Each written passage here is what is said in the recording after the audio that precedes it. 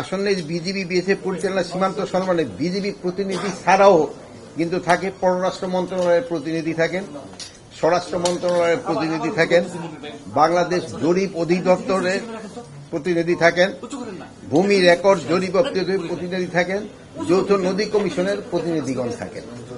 যেমন এই জন্য এই মিটিংটার মধ্যে বিভিন্ন মন্ত্রণালয়ের জিনিসগুলো কিন্তু আলোচনা হয়।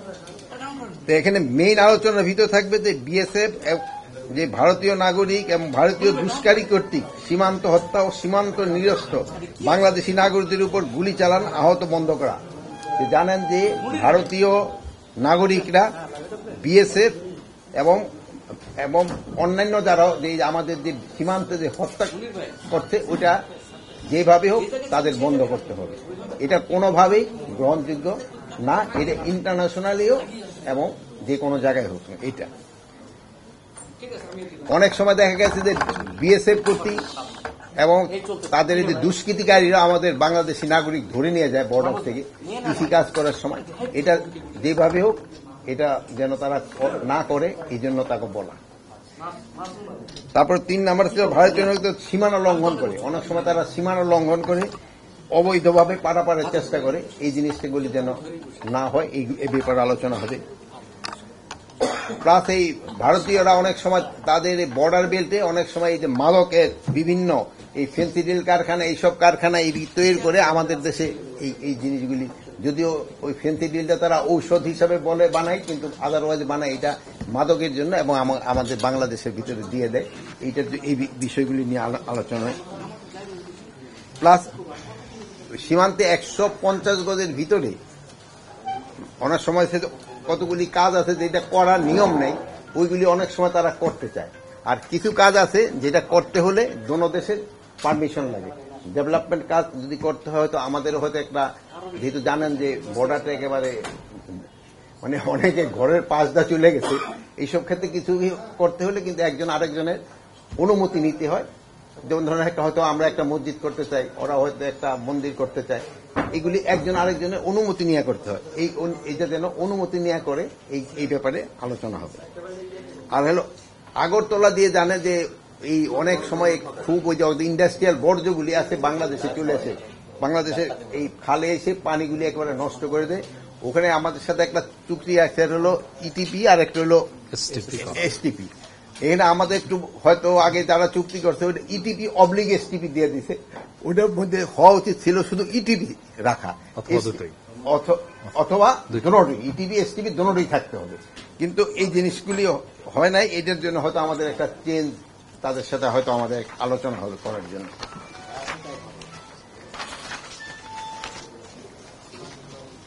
আর তারপরে যে বাংলাদেশের যে নদী আছে এই নদীগুলি পানিটা যেন সুষম বন্টন হয়, এটার ব্যাপারে আলোচনা হবে। এই পানি চুক্তি বাস্তবায়ন কিভাবে করা যায় এই ব্যাপারে আলোচনা হবে। প্লাস তো রিভার নদী কমিশন তো আলাদা বড় লেভেল আছে, বাট এটা ছোটখাটোগুলি আমাদের এখানে আলোচনা হয়, বাট এই বড় লেভেলটা এখানে ওরকম আলোচনা হয় না। প্লাস ওই মুহুরিচরে একটা সমস্যা আছে, ফেনীর মুহুরিচরে ওই এলাকায় ওই বর্ডার পিলার স্থাপনের মাধ্যমে সীমানা নির্ধারণ করা, ওখানে একটু সমস্যাতে, ওইটা নিয়েও একটু আলোচনা হবে। আর আরেকটা সবচেয়ে বেশি এই ভারতীয় এই যে গণমাধ্যম যে মিথ্যা সংবাদ পরিবেশন করে এবং এটা কিভাবে তারা বন্ধ করতে পারে এই ব্যাপারেও আলোচনা করবে। যেহেতু আপনারা এই ব্যাপারে আপনারা নিজেরও খুব সোচ্চার এবং আমাদের জনগণও সোচ্চার, এবং এটা তাদের বলে দেওয়া যে এই জিনিসটা তারা কিভাবে বন্ধ করতে পারে।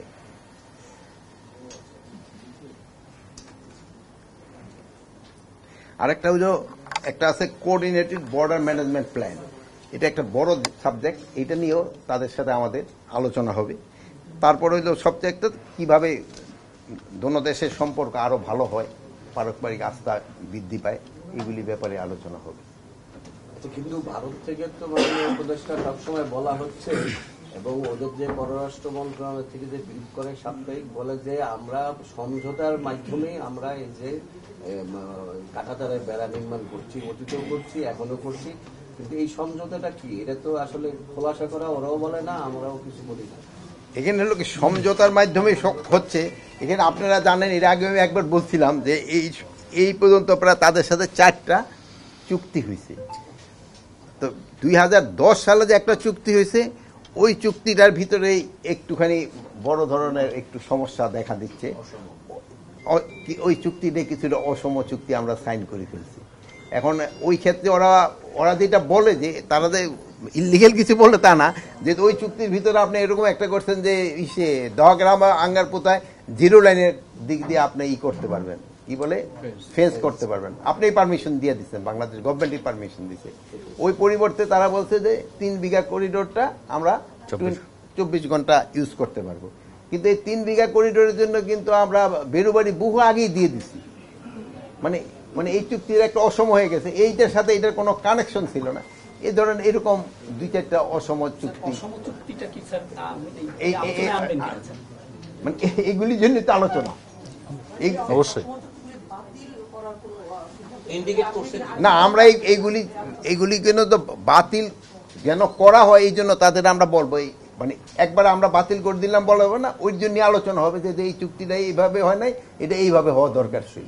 যেমন আমরা বললাম যে ওই একটা বললাম যে আমরা লিখে রাখছি ইটিপি অবলিক এসটিপি, এখন আমরা বলতেছি ইটিপি এন্ড এসটিপি দুটোটা থাকতে হবে। আর কিন্তু সেই সময় আমরা এইটা থাকতে পারে, এইটা অবলিক এইটা থাকতে পারে, কিন্তু এখন দেখা যায় এই জিনিসটা ঠিক হয় নাই। যেহেতু ইটিপিতে যেভাবে পানি শোধন করে, এসটিপিতে তো ওইভাবে শোধন করে আসতেছে না, মানে এই ধরনের। পররাষ্ট্র মন্ত্রণালয় পর্যায়ে যোগাযোগ করতে হবে। আর এই ব্যাপারে আমরা আমাদের এইগুলি পররাষ্ট্র মন্ত্রণালয়ের মাধ্যমে তাদের আগেও আমরা জানিয়ে দিই। আর কি কি চুক্তি আছে এরকম অসম? এখন তো হতে পারে আর কি কি চুক্তি আছে এটা ছাড়া? এটা স্যার ওই যে একটা রেলওয়ের একটা চুক্তি হতে পারে, আলোচনা হয়েছে যে তারা প্রায় আমাদের কুলাউড়া ইটা, মানে আমাদের যে রেল স্টেশনটা আছে ওটা হলো বর্ডার থেকে প্রায় 3 কিলোমিটার ভিতরে। এখন আমি 3 কিলোমিটার ভিতরে, এখন এই 3 কিলোমিটার ভিতরে আইসা আমরা কি তাকে আসতে দিব কিনা ইমিগ্রেশন, এই জন্য আমরা চাচ্ছি ইমিগ্রেশন চেকপোস্ট হবে বর্ডারে, ওখানে থেকে ইমিগ্রেশন করে আসবে। আগে ছিল দুই পাশে করে দিব, ফেন্স করে আমার বড় ফেন্স না, ইমিগ্রেশন করতে হবে বর্ডার, ধরুন এরকম। মানে অ্যাকচুয়াল টোটাল সংখ্যাটা আমি আপনার এখানে বলতে পারবো না। না, 4টা চুক্তি হলো আমাদের এই বাংলাদেশ পরে যে আঙ্গরপোতা দহগ্রাম নিয়ে এই পর্যন্ত 74-এ একটা হয়েছে, 75-এ একটা হয়েছে, 2011-এ একটা হয়েছে, 2011 এইটা হলো আঙ্গরপোতা দহগ্রাম। কিছু এগ্রিমেন্ট, কিছু চুক্তি, এটা বিভিন্ন ধরনের, কিছু এমওইউ। সো এইভাবে ফিগার, এটা তো বিভিন্ন মিনিস্ট্রির বিভিন্ন রকম, সব মিনিস্ট্রি থেকে নিয়ে কম্পাইল করতে হবে। ভারতের তো আধিপত্যবাদী একটা মনোভাব, এই মনোভাবের কারণে প্রতিবেশী কোন দেশের সঙ্গে কোনো সম্পর্ক নেই। মানে এতদিন পর্যন্ত আমাদের একটা স্বামী স্ত্রী সম্পর্কের মতো কথা বলা হতো। সেখানে স্যার একটা বড় বিষয় দাঁড়াইছে যে আমাদের যে অভিন্ন চুক্তি, যে অনেকগুলো চুক্তি আমাদের যেটা আমাদের স্বার্থ বিঘ্ন ঘটেছে। ঠিক একইভাবে ভারতের অনেক নাগরিক আমাদের সাথে চাকরি করতেছেন অবৈধভাবে, এবং সেকেন্ড রেমিটেন্স আন্ডার তারা আমাদের দেশ থেকে দ্বিতীয় সর্ববৃহৎ রেমিটেন্স যাচ্ছে। আপনি একটা কথা বলছেন 1 তারিখে অভিযান চালাবেন, সেক্ষেত্রে আপনাদের এই ইয়াতে আলোচনা সভাতে কোনো এটার ক্ষেত্রে মানে যারা অবৈধভাবে বাংলাদেশে থাকতেছে, এটা আপনারা বলেন নিয়মটা হয়তো আপনারা জানেন, আপনার যে ভিসা দেওয়া হয়, আপনি একটা কান্ট্রি থেকে ধরেন 100 দিনের বা 3 মাসের জন্য ভিসা নিলেন, আপনি যদি ওই 1 দিন বেশি ক্রস করেন, যাওয়ার সময় কিন্তু আপনি যাইতে দিবে, বাট একটা ফাইন দিয়ে দিতে হয়। এই ফাইনটা আমরা কিন্তু প্রথম অবস্থা 5 গুণ বাড়িয়েছে, যেখানে 200 টাকা ছিল ওখানে আমরা 1000 টাকা করেছি।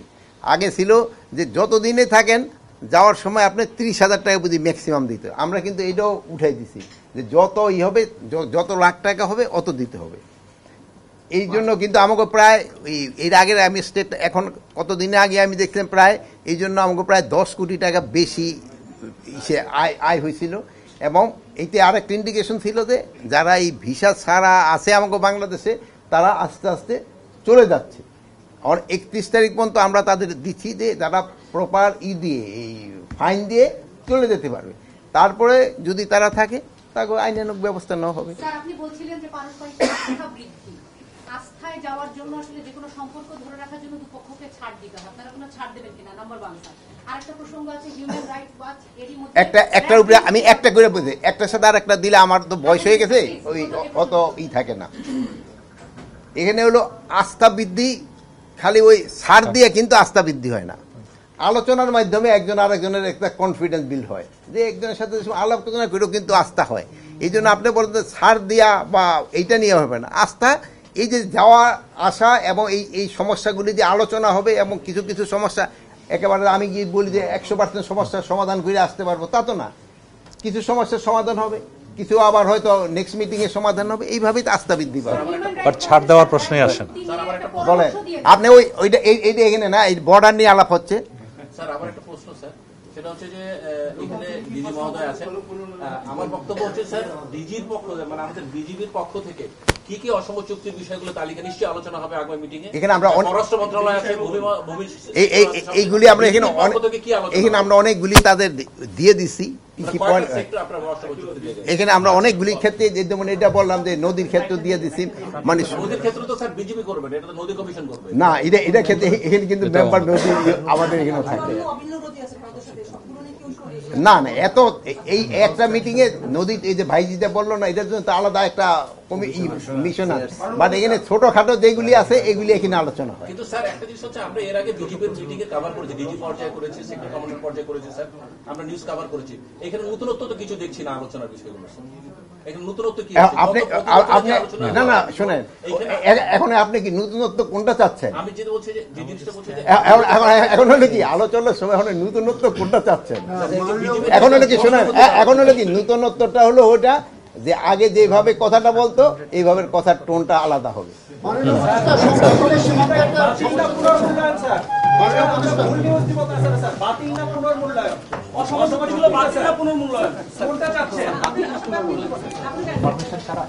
তাদেরকে নিয়ে আপনাদেরকে মিটিং এর আগে আমরা ডেলিভারেট ইয়ে করবো বিজেপি। আমরা পররাষ্ট্র মন্ত্রণালয়কে বলেছি এই যেগুলো নিয়ে কাজ করা যাবে না এগুলো অনুযায়ী আমরা কাজ করবো না, বাতিল না পুনর্মূল্যায়ন করবে, এটা ডিপ্লোম্যাটিক চ্যানেলে করবে। বাট আমরা আমাদের পক্ষ থেকে কোনো ছাড় নাই, যেগুলাতে আমরা মনে করেছি যে না আগে আমরা ডিপ্রাইভড হয়েছি, এগুলাতে আমরা শক্ত ভয়েসে কোনো ছাড় দিব না। We are very farm. কি কি জায়গায় ছাড় দিবেন না স্যার? পররাষ্ট্র মন্ত্রণালয় ছাড় দিবেন না।